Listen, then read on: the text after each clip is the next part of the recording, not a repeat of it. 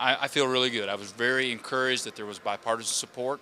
It just goes to show that a lot of people had input, and because of that, we had a lot of good things that went in there. And the Senate as a body had to get 41 votes like that had strong bipartisan support. So I think we have a good piece of legislation.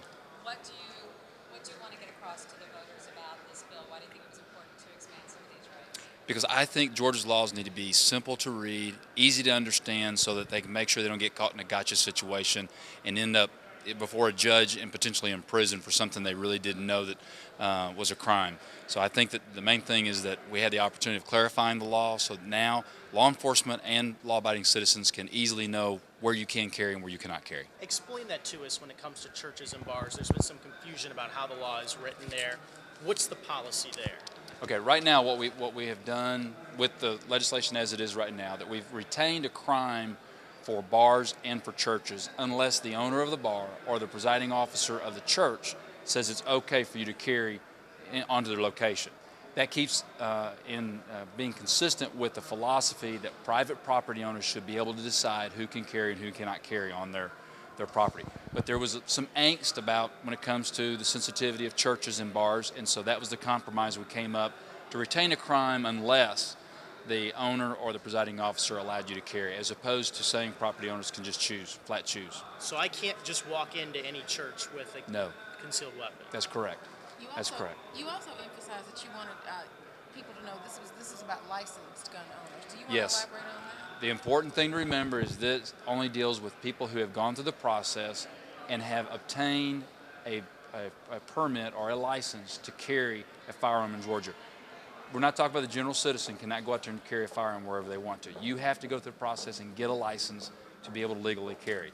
And so this is just for those who can legally carry, to define where they can carry and where they cannot carry. Was this for you about dispelling a lot of myths? It sounds like that was a big part of your job in getting this legislation passed. Can you talk about that? Well, as with many things, the general public hasn't taken the time to really read through the technicalities of what you're talking about, and so they hear something about guns at schools, and so we've worked real hard to try to communicate that we're only talking about individuals who have a license to carry. And I think that you saw by the vote that people are beginning to understand that, because we did have such an overwhelming support for it. What would you say to critics, though, that fear that people will be more at risk of gun crime if there are guns in schools, at churches, in public places? Well, individuals who have gotten a license to carry a firearm are law-abiding citizens, because you're not seeing those people creating crimes. And these are the people that wanted clarification of the law so that they could follow the law and not get caught in a gotcha situation.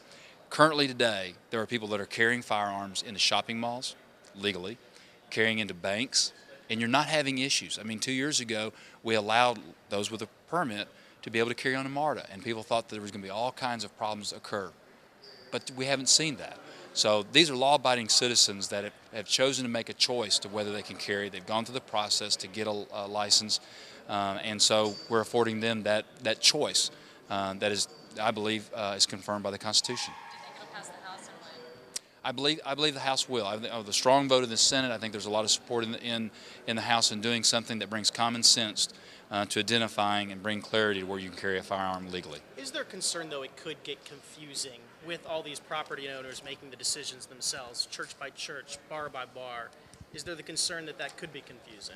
Well, yes, there is a concern with it, but that's why it's important to have removed the crime and those property owners make that be able to set that policy.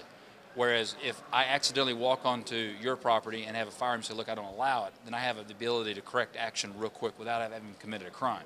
But if I refuse to, you can charge me for criminal trespass.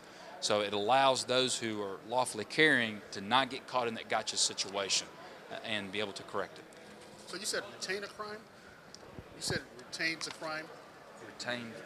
Did you say retain a crime or remove a crime? To carry a gun into to not be able to carry a gun into a bar or a church? We have retained that it is a crime to carry into a church or a bar unless you get permission. Because currently it is, you cannot carry into a bar or into a church. But we're giving property owners that discretion and that choice of whether or not they will allow people to carry. In the testimony that we had in the committee, we had pastors come and testify that they wanted to instill a security policy for their church, and they wanted to have church members be part of their security group. And then they found out that they couldn't do that. It was illegal to be able to do that. So this will afford them to be able to have the opportunity to provide security in the manner that they feel that is proper.